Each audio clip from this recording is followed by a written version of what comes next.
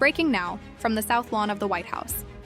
At 9:05 a.m. Eastern Time, this Saturday, November 8th, Vice President JD Vance, in a stunning, unscheduled, and frankly reckless move, has just diverted from his Marine II motorcade to confront the White House press corps. This isn't a press conference. This is a detonation. The air is electric with chaos.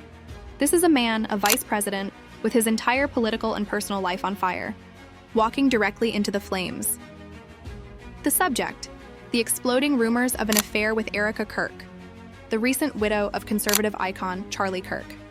The White House is in absolute chaos. The president is reportedly furious. Aides are screaming. The press is screaming.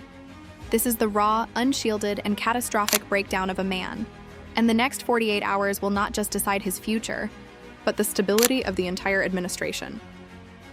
To understand this morning's explosion, you must understand the last 10 days of hell. It all started with this image, a sympathy hug that the internet instantly diagnosed as something else. This combined with Erika Kirk's onstage comment, quote, "No one will ever replace my husband. But I do see some similarities of my husband and JD," and then the gasoline on the fire. At the same event, Vance, a devout Catholic, publicly mused about his hope that his wife, Second Lady Usha Vance, a Hindu, would one day come to see the Christian gospel. In a matter of hours, the narrative was set.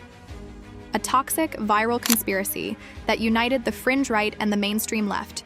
JD Vance was planning to divorce his Indian-American Hindu wife, to marry the white Christian widow, to secure a Christian First Lady for a 2028 presidential run. It's a rumor of Shakespearean proportions. It involves grief, power, religion, and perceived betrayal. It is, politically, the single most radioactive scandal imaginable. The White House strategy for the last week has been clear: no comment. Total, impenetrable silence. They believed foolishly that this would blow over, but it didn't. It festered, it grew. Vance Kirk and Usha Vance became the top 2 trends on X for 72 straight hours. The silence wasn't seen as dignified. It was seen as guilt. The administration was hemorrhaging support from key demographics. Moderates were disgusted by the perceived disrespect to his wife. The evangelical base was split, torn between the optics and the Christian First Lady narrative. The White House was, and is, in total chaos. They were trapped. And this morning, the trap sprung text on screen, but what no one expected was that the vice president would be the one to light the fuse. Mr. Vice President, can you comment on the Erika Kirk rumors? Are they true, sir? Did you disrespect your wife, Mr. Vance? What is your message to Usha Vance? Is the White House in crisis? Is this a moral failure, sir? 9:05 a.m. Vance is just standing there, letting them scream. His Secret Service detail has formed a tight, panicked circle, but he is refusing to move. He is staring unblinking at the press corps. You can see the war on his face. This is not the measured, intellectual hillbilly elegy author. This is a street fighter from Ohio, and he is about to go nuclear in 6 a.m. He raises his hand. Not for a wave, for silence. And impossibly, the lawn goes quiet. Every camera, every phone is on him. You all are disgusting. Oh my God, he's done it. The mask is off for 10 days. For 10 days, I have watched you and your sick digital ghouls spin a fantasy. A grotesque, pornographic fantasy built on the fresh grave of a man. A good man. A man who was my friend. He is pointing, jabbing his finger at the press. This is an unprecedented attack on the media from the Vice President of the United States. You want to comment? You want to quote? You want to know what's really going on? A woman, a 31-year-old woman, watched her husband assassinated in front of 3,000 people. She watched him bleed out on a stage. And before his body was even cold, you turned her grief into your clickbait. Sir, you were the one I was the one who hugged a widow at her husband's memorial. I put my hands on a grieving friend. And you sick people, turned it into a sex scandal. You turned an act of basic human decency into a national spectacle. He's not just denying it. He's shaming them. He's weaponizing their own tactics against them. This is high risk. This is all in 9:08 a.m. What about your wife, Mr. Vice President? What about your comments on her faith? Did you throw Usha Vance under the bus? This is the moment. This is the kill shot. How does he answer this? You dare to speak my wife's name. He's walking away from the main press pool. He's walking directly toward the reporter who shouted. The man is holding his microphone like a shield. You, who live in a world where faith is a costume, where marriage is a prop.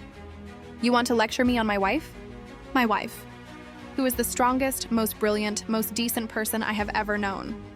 My wife, who held my hand when I was a nobody. My wife, who is at home right now, having to explain to our children what these disgusting, vile lies are that you are printing. This is devastating. He's not defending his politics. He's defending his family.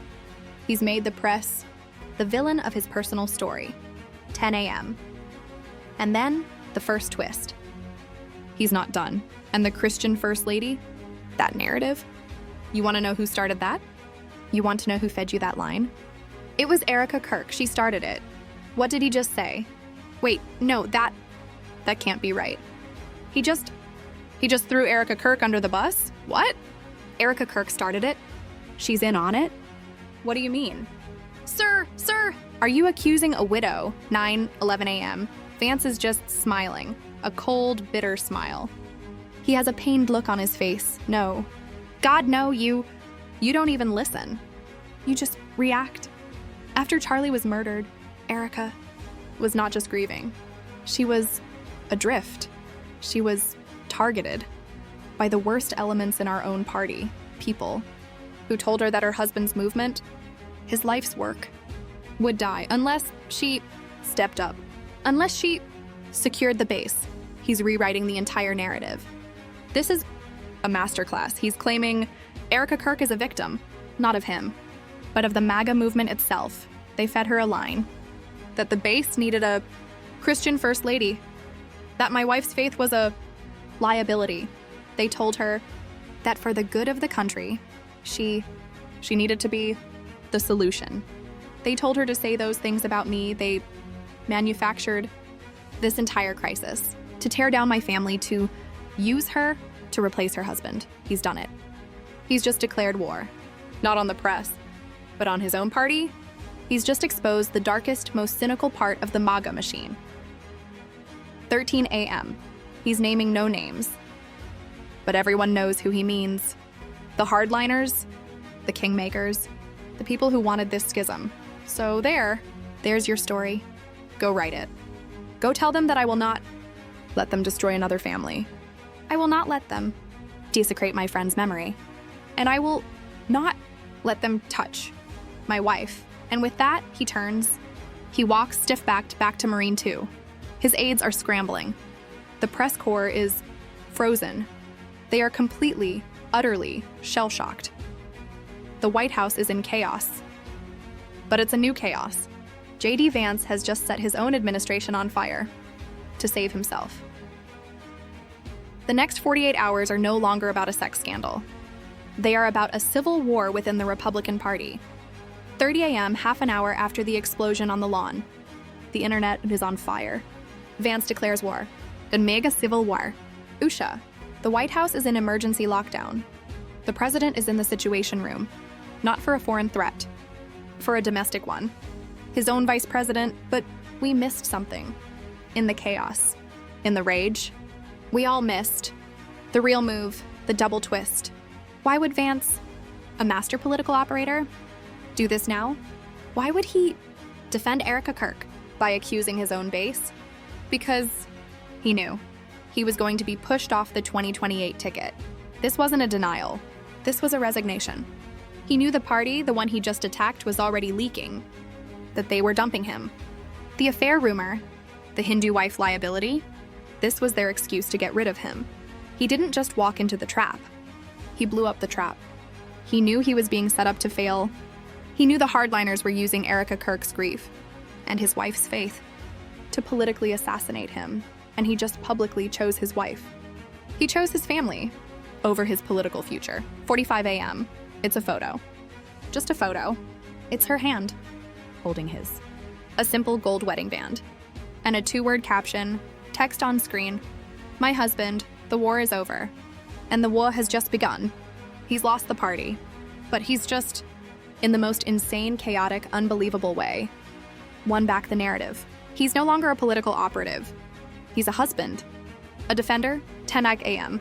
We are getting reports, unconfirmed, that Erika Kirk's car has just been seen leaving the White House complex. Was she in the White House? Was she with him? Was this entire confrontation staged? Did JD Vance and Erika Kirk just, together, execute a political counter-coup against the party that tried to destroy them both? The White House is in chaos. But the question is, whose chaos is it? We are getting updates live. Stay tuned. This story is exploding right now